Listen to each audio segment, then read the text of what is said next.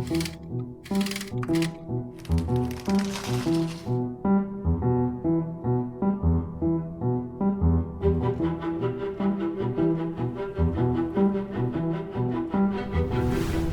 lot of my friends and colleagues are kind of afraid of AI. They're hesitant to try it out and to use it. So that was the reason why I decided to record that video. And I just want to showcase on my example that it's not that scary and AI could be great help to you. My name is Aliaksei and I'm a senior software engineer here at EPAM with more than 7 years of experience, ranging from personal projects and startups to huge scale enterprise systems. And recently I've been heavily involved in projects that leverage AI capabilities to create solutions based on generative AI and large language models. My journey in IT began in 2019 when I was a student and I decided to join EPAM.NET Labs.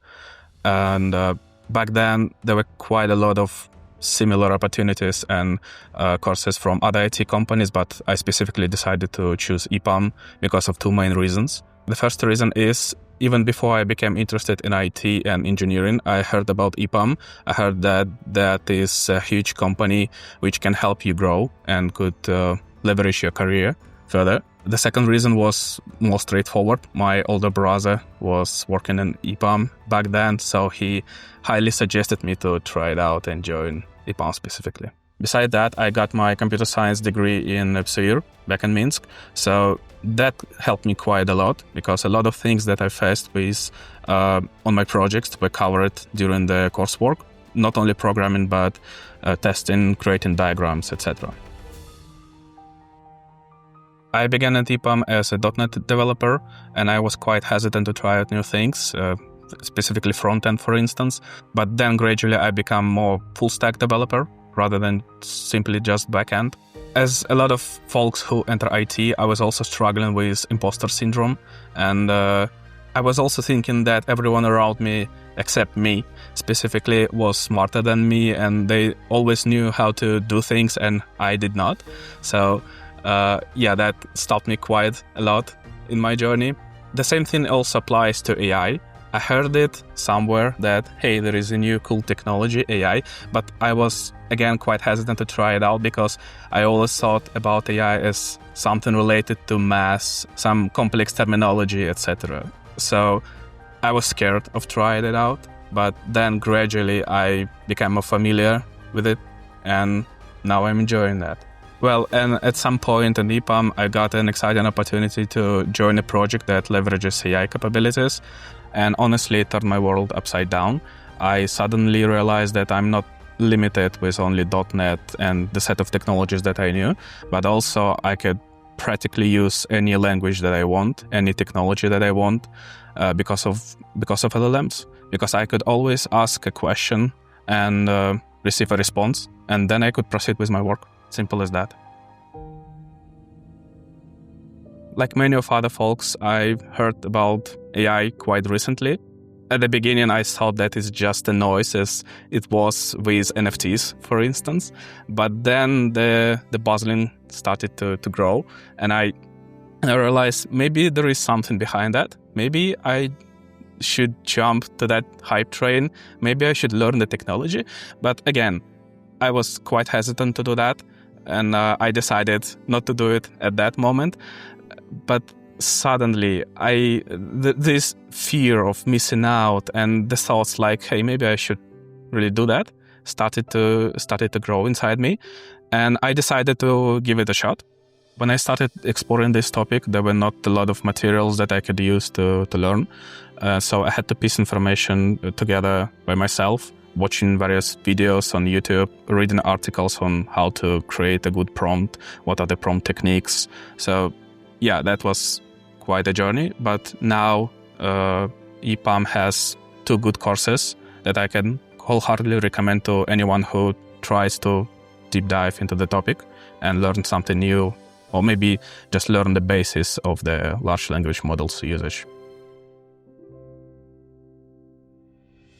The most significant milestone for me was the joining to the EngX Accelerate team If you're not familiar with that team, this is the team who does a lot of proof of concept application for various clients who wants to try out new things that would use large language models or generative AI. At one point, my previous project went to conclusion, and my resource manager suggested me to join this AI Accelerate team. Initially, at that point, I have no idea what LLMs and Gen AI was, so I decided to give it a shot, and I have never regretted it.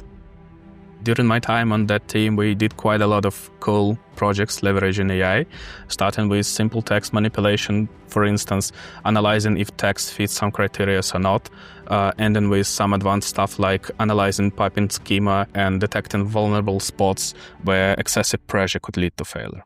But the coolest thing, in my opinion, was the project that we did for one of our clients, where we created a whole AI personas system that helped our client to test new products on different people. For instance, test the same product on a lawmaker or an office worker. So each of those AI personas had their own traits and their own personality, so all the results were tailored to them. And I can honestly say that $20 that I spend each month on ChatGPT subscription are the best $20 that I spent for the whole month. And I kind of feel like ChatGPT and all stuff like this are a cheat code for me, because I can say that I became twice an engineer that I was before using them.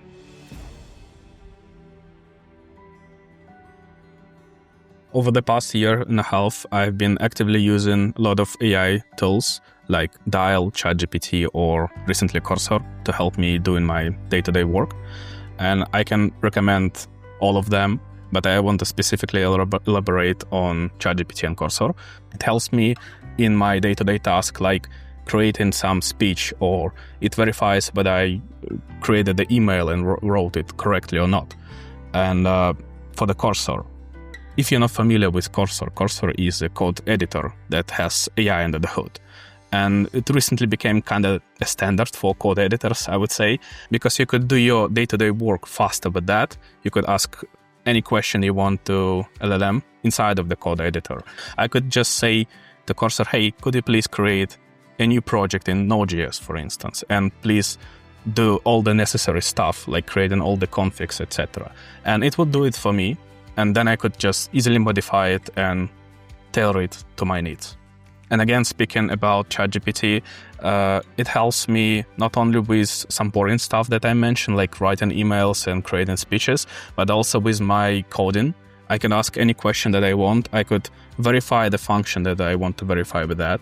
And it honestly saves me so much time doing things that way. Not searching through the whole internet as we did it before, like going to Stack Overflow, to Google, and spend hours just trying to understand what I need to do to fix this, for instance. However, I just want to stress out that LLMs and Gen AI, they are not perfect. You always need to verify the information that it gives to you, because sometimes it could hallucinate, for instance. And you always need to double-check the information that it gives to you, because, for instance, something may be outdated by the time you would ask the question, or it would just guess on its own, and the guess would be incorrect. So please always double check and refine the answer yourself. And previously, I usually always double check the answers that I found at internet, but it took me so much time that it's taken now, because I had to go to other websites, for instance, or I had to read the reviews to see if this answer is correct or not. Now I could do it quickly, because I don't have to spend so much time finding this answer in the first place. So I could spend a little bit more time on refining whether it's correct or not. Looking ahead, I see software engineer job shifting from writing code to more supervising what agentic AI would do. We won't need to spend a lot of time writing the code ourselves. We could just delegate it to AI, and then, as I said previously, supervise it work, check if it's correct or not, maybe modify it a bit. Maybe we will need to spend a bit more time thinking of architecture and how things should work in the bigger picture than pinpointing some minor details. And in my opinion, it's way more interesting job to do rather than just writing code. But I cannot speak for everyone, of course. And I see myself as someone who would oversee and manage those agentic systems working together delivering some results. Yeah, so that's how I see it.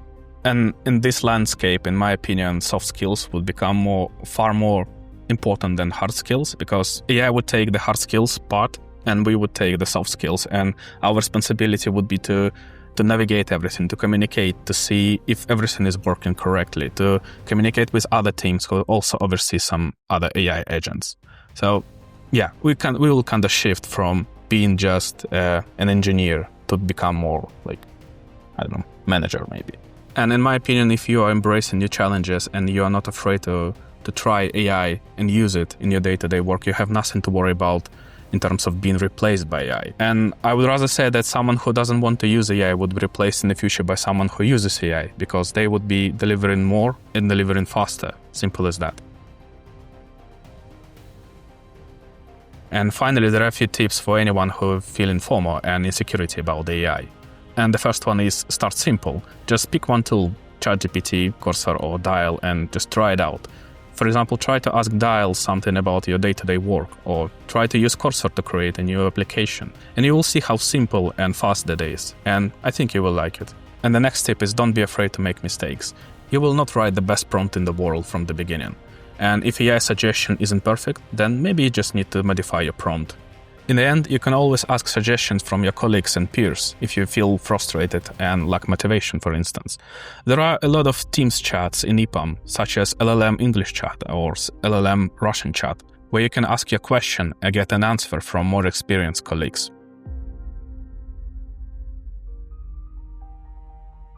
And that's the reason why I actively promote LLM and Gen AI across my family and friends. For instance, I suggest my friends to try Cursor or ChatGPT, and they started to using that. And another great example is my spouse. She is a data engineer, and when she saw what we did on EngX Accelerate, what kind of projects we did there using AI, she started getting interested in AI as well. And now I see her using Cursor and ChatGPT in her day-to-day life. And that's the reason why she now has a lot more time to spend with me rather than to spend with work. In conclusion, I just want to say that I'm just like you. If I manage to learn and apply AI in my day-to-day job, so can you. Treat AI as a tool for growth. Let it handle some routine tasks, deepen your skills, and embrace new ideas. Believe me, you won't regret it. Thank you for watching. If that video helped you, please leave a comment, share this video with friends, and subscribe to the channel. And let's stay connected.